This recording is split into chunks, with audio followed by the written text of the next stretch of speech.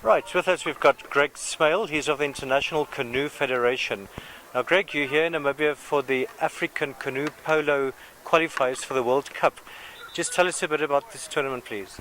Okay, it's the first organised continental champs. We have the World Championships every 2 years. It moves around the world. Next year it's in France. And in the in-between year there are continental champs around the world. There's one in Poznan in Poland recently for Europe.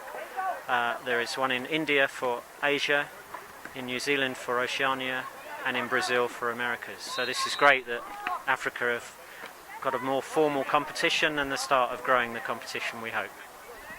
Tell us about canoe polo in general. I understand it's quite big in Europe. Yeah, it started from slalom paddlers actually. When it was too cold in the winter, they went in a swimming pool to practice their turns, and somebody threw a ball in, and it's gone from there. And now around the world over 60 countries play, 20 countries seriously in Europe, and the standard is very good. With Germany currently hold the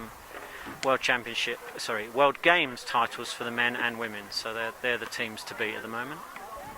Right, now it's still not such a big sport in Africa. We've only got 2 countries here. What needs to be done for it to develop?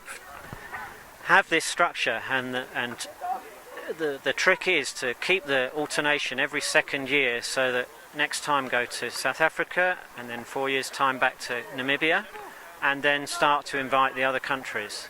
But it's often a cost thing, and I understand it particularly will be in Africa.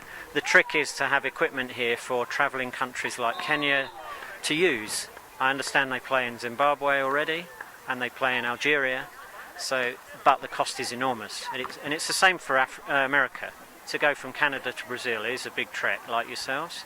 So it is keep it where people are used to organising competitions like this, but invite more teams and give them the equipment so that they can use it here.